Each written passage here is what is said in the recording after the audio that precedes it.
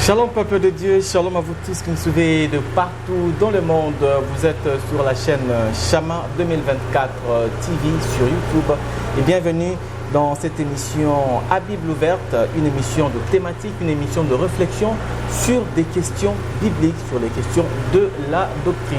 Et aujourd'hui, j'ai le plaisir de recevoir pour vous le docteur Ben Chama. Il est conducteur de l'Assemblée messianique Amen à Massina, ici en République démocratique du Congo à Kinshasa, sur l'avenue Kianza numéro 5 dans la commune de Massina. Le docteur Ben Chama, avec lui, nous allons discuter autour d'un thème très important, en tout cas. Nous allons parler du sacerdoce. C'est un sujet qui fait couler beaucoup d'encre, en tout cas, dans nos églises, surtout ici à Kinshasa. Nous allons vraiment discuter autour de ça. Nous allons parler de la problématique de la succession dans le sacerdoce. Voilà. Je m'en vais directement le recevoir. Docteur Ben Chama, shalom à vous. Shalom, shalom, Cédric Loupoussa. Il est très excellent. Merci beaucoup, papa. Je suis très heureux en tout cas de vous recevoir. C'est une première pour moi. Je vous ai eu en interview plusieurs fois, mais vraiment pour une émission comme ça, c'est la toute première fois. Comment allez-vous? Ouais, par la grâce d'Adonai, ça va. Voilà. Et merci de me recevoir dans ce beau cadre. Ici, nous sommes évidemment à l'enceinte de l'Assemblée messianique de Massina, Assemblée messianique Amen. Alors, je me vais directement vous poser la première question. En tout cas, nous commençons notre entretien. Comment on définit le sacerdoce? Comment se définit le sacerdoce? C'est quoi le sacerdoce? Ok. D'abord, du point de vue étymologique, le sacerdoce vient des sacerdotium en latin. Et cela vient de sacer, qui veut dire sacré, et puis des dos qui signifie le verbe donner. Okay. Donc vous allez comprendre, c'est comme si c'est offrir les sacrés. Okay. Et en français, le sacerdoce se définirait comme l'ensemble de toutes les règles qui régissent ceux qui sont appelés à exercer les fonctions sacrées. Donc voilà. Les fonctions sacrées de quel type? Sur le plan politique ou sur le plan religieux Pour notre cas ici, dans le cadre de ce que nous sommes en train de partager, nous parlons beaucoup plus du sacerdoce dans les points de vue spirituels, c'est-à-dire ministériels. Ok. Donc là, on parle du ministère, le ministère de la parole. Alors, qui est appelé à exercer effectivement cette fonction sacrée? Qui est le ministère de la parole? Je commencerai par aller d'abord dans l'ombre. Oui. Puis je vais venir expliquer dans la réalité. Dans l'ombre, parmi les 12 tribus d'Israël, il y avait la tribu de Lévi, qu'Élohim avait choisi pour les sacerdoces. Mais maintenant, les sacerdoces s'exerçaient de manière familiale, c'est-à-dire c'est à Aaron et à tous ses enfants, c'est-à-dire les enfants physiques, biologiques d'Aaron. C'est la tribu à laquelle Élohim a choisi pour exercer les sacerdoces. Parce que tout sacrificateur était lévite. Mais tous les lévites n'étaient pas forcément sacrificateurs. Okay. Mais pour être sacrificateur, il faut être dans la famille d'Aaron, être soit lui-même Aaron, soit ses fils. Mais tandis que dans la nouvelle alliance, pour exercer les sacerdoces, on doit obligatoirement être appelé par Élohim. Voilà pourquoi, dans le livre d'Hébreux, chapitre 7, verset 5, la Bible dit que nul ne peut s'attribuer cette dignité s'il ne fut appelé comme ce fut le cas d'Aaron.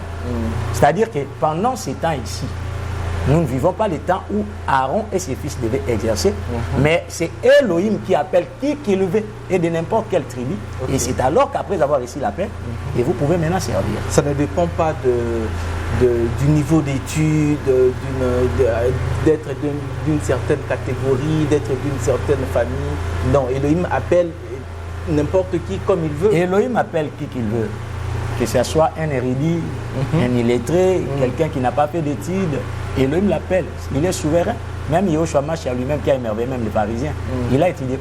Nous voyons dans les Écritures, il est écrit qu'ils étaient émerveillés, disant même comment est-ce qu'il dit des choses plus fortes que le pharisien, lui qui n'a pas étudié. Là, nous comprenons directement que servir Elohim ne dépend pas des niveaux d'études, ni des licences ou des doctorats qu'on peut avoir. Ok.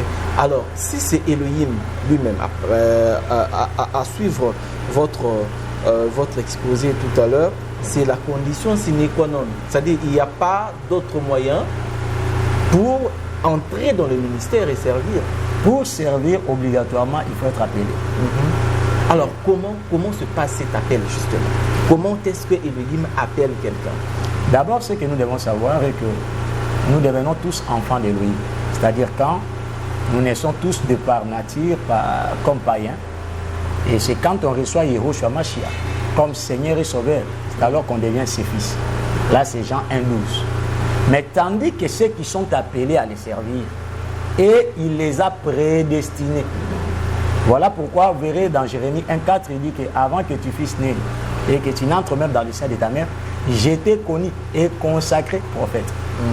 Et Romains 8,28 encore dit que ceux qu'il a connus d'avance, il les a appelés. Ceux qu'il a appelés, il les a glorifiés. Voyez-vous? C'est-à-dire que les ministres sont comme préparés à dessein. Avant même qu'ils n'entrent dans ce monde, Elohim sait déjà au préalable qu'ils vont servir à ses desseins.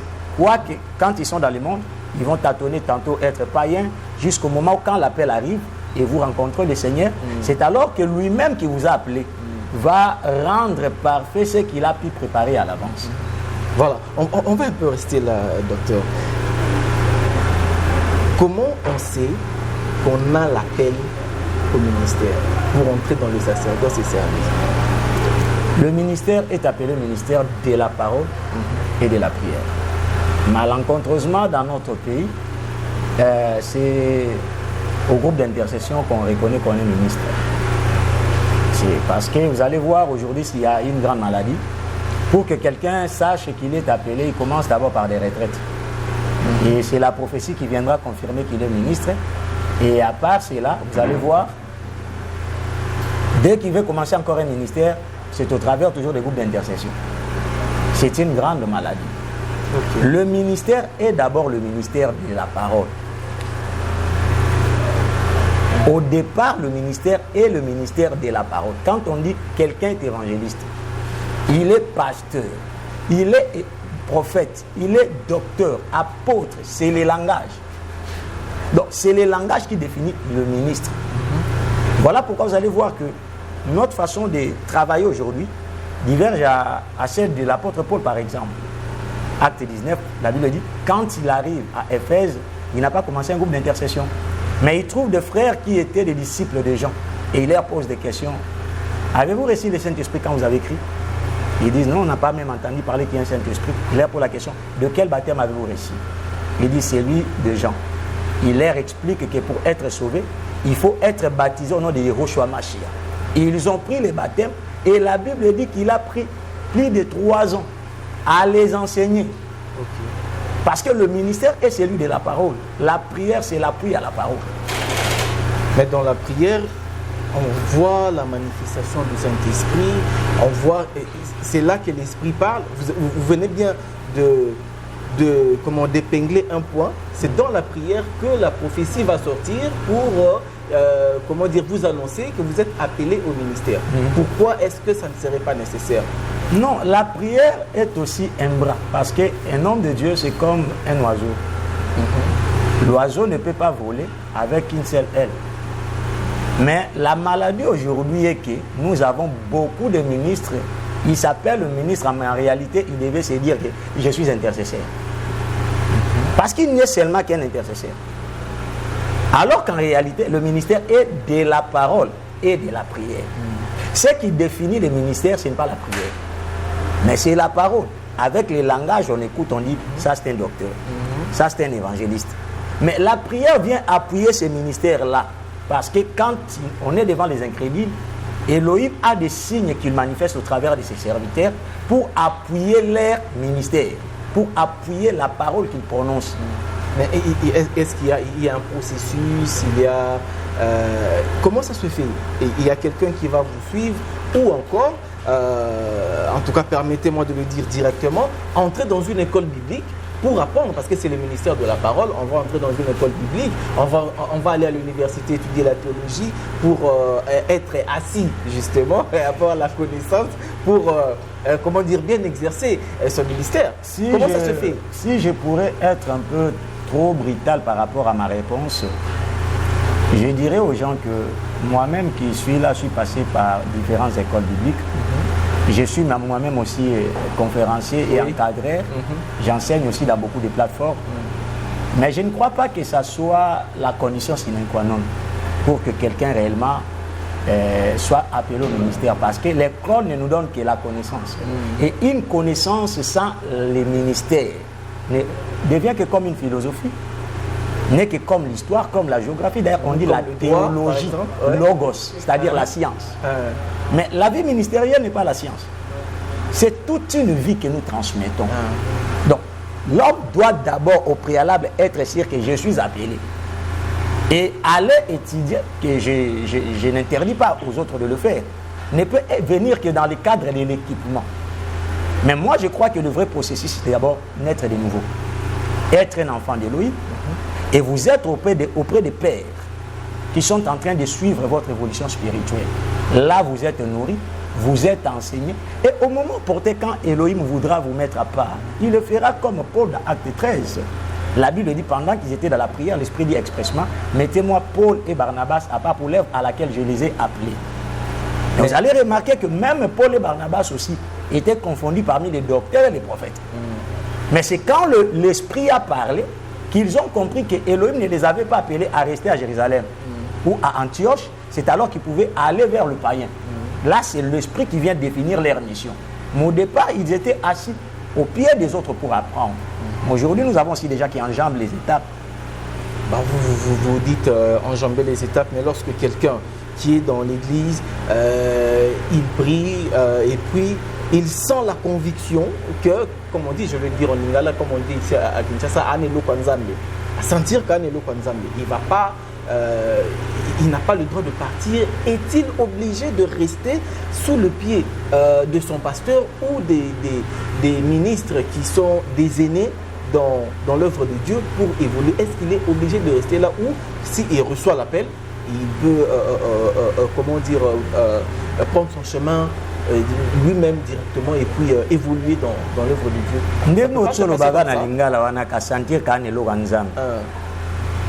Cédric Lukusa. Oui. Ce qui n'a pas été fier, c'est parce qu'il y a eu un père. Donc il n'est pas donné à un fils de se donner lui-même les noms. Même Yehoshua qui est Elohim incarné dans la chair. Mais pour que Kombo wane soit poids, il a fallu que Ange annonce à Marie. Marie a émis Joseph qui était son père adoptif. Et quand Joseph a émis que Kombo ne Yehoshua n'est pas si poids. Donc il n'est pas donné à un fils de se donner le nom lui-même. C'est toujours le père qui constate que pas moi j'ai vu ça, ça et ça. Donc ce que vous avez dit, réellement tu crois aussi que l'Okanzam reste autant d'années que ça peut prendre. Attention, combien de temps il faut attendre les moments voulus. Mais on risque peut-être il n'y a pas une peur que ça prenne beaucoup de temps. Peut-être qu'on va étouffer la grâce ou bien la manifestation qui peut se faire dans la grâce qu'il a reçue va expirer. Il pourra avoir les sentiments qu'on dirait ça là, tout ça. Et aussi si nous partons dans le contexte de l'angle dont vous voulez amener la chose, moi je crois plus que ça soit la chose de Dieu. Mais parce que si c'est la chose d'Elohim, je peux vous donner un exemple que je donnerai qui sera comme paradoxe. D'une part, il y a Paul qui commence son ministère avec la jeunesse du ministère. Il se croyait peut-être être aussi supérieur que les apôtres qu'il a trouvés, les aînés. Là, j'ai dit, entre autres, il y a Pierre, Jean et Jacques. Et remarquez un peu, et aussi de leur côté, comme ils n'avaient pas bien maîtrisé le message qu'avait reçu Paul, ils voyaient comme c'était quelqu'un qui divaguait. Parce qu'eux, ils étaient avec Yehoshua lui-même. Mais remarquez, la Bible dit, 14 ans après, Paul a reçu par l'Esprit l'ordre d'aller encore à Jérusalem pour voir ce que lui, autrement, les appelait archi-apôtres. Mais cette fois-ci, chant de langage, il dit, je suis allé voir les plus considérés. Et il n'a pas fini, il dit, j'ai eu peur d'avoir risqué de courir en vain. Vous voyez maintenant la contradiction avec ceux qui sont avant lui. Par là, vous comprenez maintenant que le même Paul qui était orgueilleux, parce qu'il faut reconnaître aussi que même dans les épîtres, c'est lui qui sait bien lire la Bible. Il retrouvera là où Paul parlait comme un enfant. Et il va voir quand Paul a grandi, quand il commence à parler comme quelqu'un qui a grandi. Mais c'est quand la maturité est venue que Paul pouvait reconnaître maintenant la supériorité des aînés. C'est pour dire quoi? L'âge de Melchisédek est déjà passé, papa. C'est déjà révolu. Pourquoi? Parce qu'il n'y a eu qu'un seul Melchisédek. C'est Yehoshua, lui, Dieu fait chair. Mais maintenant, au moment où nous sommes, Elohim a fait passer à tout le monde le moyen par lequel on appelle la voie générale. Il faut naître de nouveau, rester au pied du Père. Si réellement l'appel est authentique, que l'Elohim qui t'a parlé, qu'il révèle aussi à ton autorité spirituelle. Ok, voilà. En tout cas, j'espère qu'on aura du temps encore dans d'autres éditions pour parler de cette problématique de Père et toutes ces choses-là. Ouais. Maintenant, là, vous nous avez expliqué en tout cas le processus pour arriver là-bas. Ouais. Mais la grande question que nous nous posons aujourd'hui dans cette édition, est-ce que le sacerdoce, le ministère, est-il transmissible? Je m'explique. J'aimerais donner quelques précisions par rapport à ça.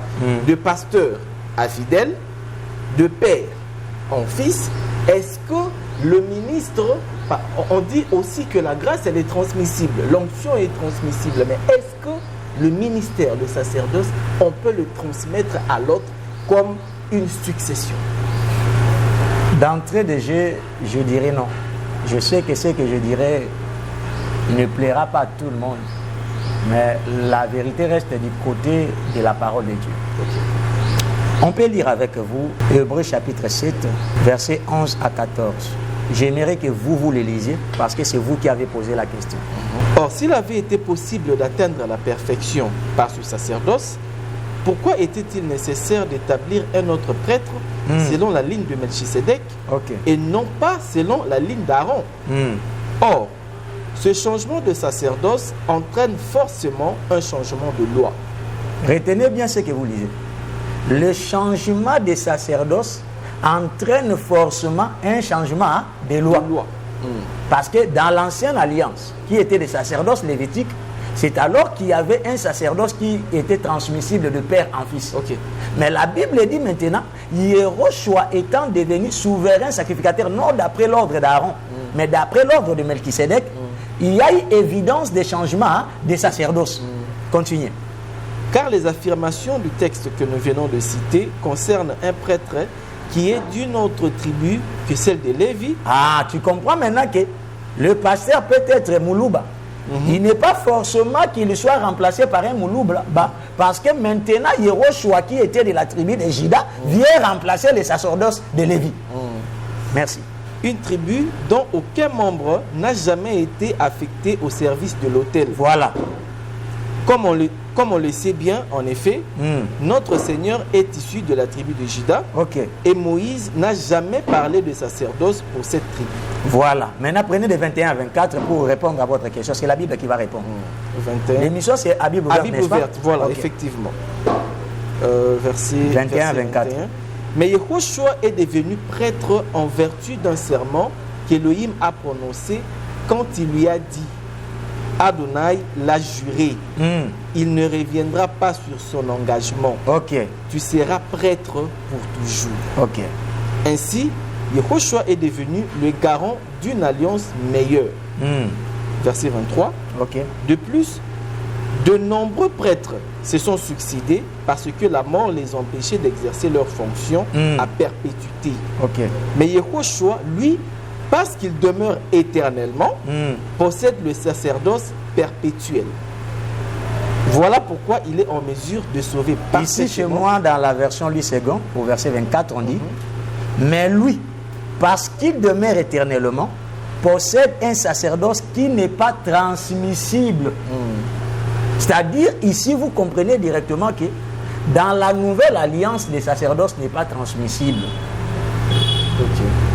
Vous pouvez avoir des fils biologiques, mais le fils qui doivent remplacer dans les sacerdoces doivent être ceux qui partagent avec vous le même sang doctrinal. Ce n'est plus le sang biologique, ni l'ADN du père physique, mais ce sont des ADN spirituels. Parce que vous pouvez bien avoir aussi des fils biologiques, mais qui spirituellement ne partagent pas le même ADN spirituel que vous. Et je vous donne un exemple.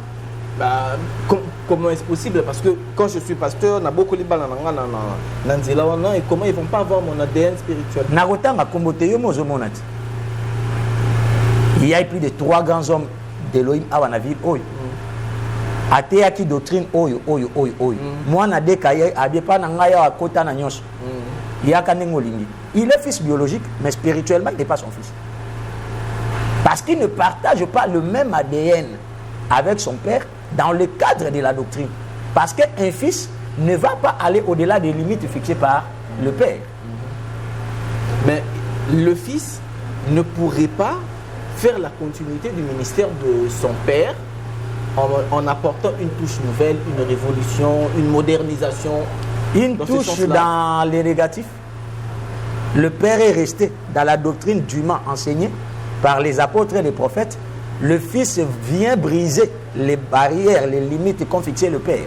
Et si le fils restait dans la lignée que le père a tracée, mais qu'il aurait reçu ce ministère justement par le lien du sang biologique, est-ce que ça ne pourra pas être acceptable? Mon frère Cédric, ce que nous devons savoir, même moi qui vous parle là, je n'aimerais pas aller par 4 chemins, mais être au moins sincère.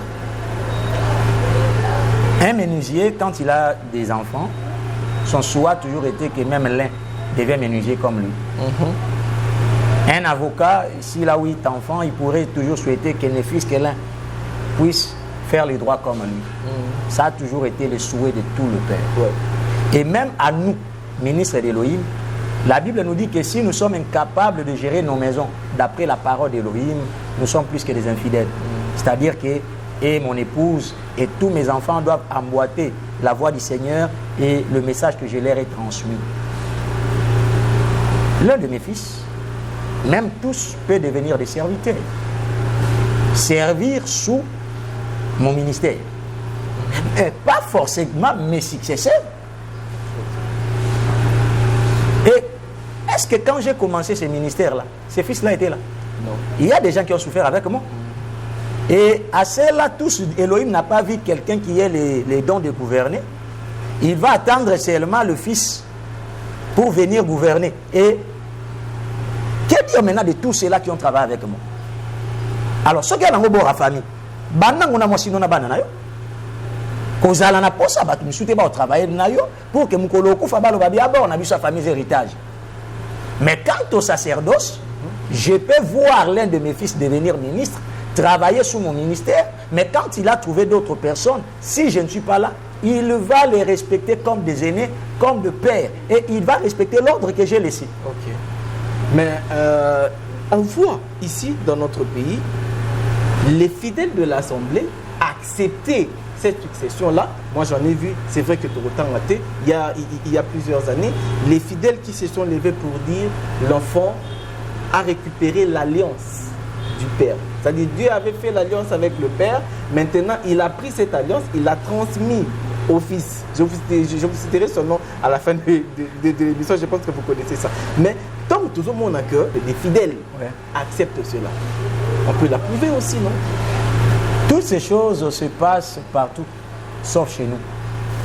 Quand je dis chez nous, c'est aussi une occasion que je viens ici présenter à tout le monde qui nous suit. Nous sommes de la communauté messianique. Exactement.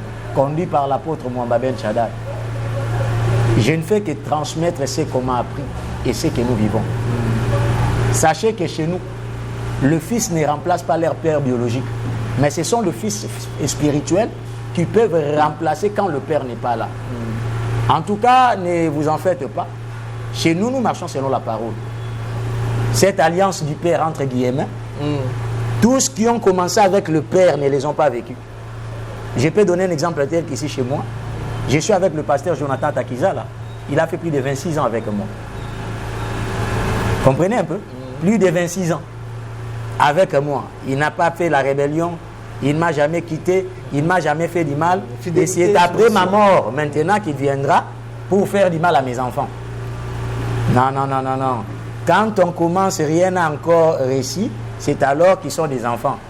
Mais quand on commence à voir que l'église commence à devenir comme une entreprise, on dit, bon, il est comme une entreprise à famille, alors qu'on prépare un peu, on met des garde-fous. tout cela, je n'ai pas honte de le dire, c'est diabolique. Et si l'on sait que l'Église s'appelle épouse d'autrui, lui qui a dit que je bâtirai mon Église, mon c'est l'adjectif possessif. Le Seigneur a voulu dire ici que son Église lui appartient à lui-même. Et c'est lui qui en régit l'ordre. Comment est-ce que les gens peuvent se conduire? Alors, tout celui qui croit ou qui prétend conduire une œuvre qui s'appelle Église de l'Adonai doit dire Amen à ce que nous disons, sauf les ventriloques. Okay. Il dira Amen à ce que nous disons. Mais on nous a ramené dans l'Ancienne Alliance pour nous rappeler que le prophète Élie a servi avec ses fils dans la sacrificature. Mais vous ne savez pas que parler d'Élie qui a servi avec ses fils, il est aussi mort à cause de ses mêmes fils. Parce que quand on lit la Bible, il faut toujours savoir quelles sont les retombées de cela. Même Aaron qui avait servi, nous allons voir qu'Élohim a tué les fils d'Aaron. Oui. À cause du fait qu'ils ont amené le fait étranger, que beaucoup de pasteurs aussi qui laissent leurs fils, le fils amène aussi des faits étrangers. Le père a craint Élohim, il a dit qu'ici, les femmes doivent se vêtir de manière décente avec pudeur et modestie. Les femmes doivent se voiler. Quand le fils vient, il dit non, Élohim ne tient pas compte de tout cela. Venez avec vos pantalons. Entrez comme si vous alliez dans des boîtes de nuit. Ce sont des faits étrangers. Et s'il fallait aller dans ce contexte d'Aaron, on dirait aussi que ces pères-là méritent la mort parce qu'ils ont mal élevé le fils. De la même manière que la parole de l'Élohim a été adressée à la maison d'Élie, qu'à cause de la tolérance que tu as laissé tes enfants commettre l'infamie dans les sacerdoces, et toi le père et tes fils, vous irez le même jour. Et tous ces pères qui sont en train de commettre de quelles erreurs, n'ont-ils pas peur aussi de voir Élohim leur priver le royaume à cause de cela? Qu'on ne se moque pas d'Élohim, papa. Qu'on ne se moque pas d'Élohim. La maison de l'Élohim est la colonne et l'appui de la vérité. Si ce sont pour des intérêts mesquins, comme on pourrait dire que les intérêts financiers, parce que moi aussi je connais d'autres réalités. On a aussi d'autres pasteurs que nous côtoyons, d'autres dire que cette pensée de laisser l'assemblée entre les mains de ses propres fils biologiques, c'est parce que le fils veillera aux intérêts de la famille. Parce que nous les remarquons aussi de nos jours aujourd'hui, dès que le leader est mort, ceux qui vont venir après, peut-être feront souffrir la veuve, les orphelins, peut-être d'autres qui resteront de petits-enfants, ils n'ont pas fini les études, et c'est lui qui remplace là, il dit maintenant c'est moi, ce n'est plus lui. Mais papa, qu'on ne se moque pas, il est temps où nous devons être sages. Pendant que l'homme vous visite, investissez aussi.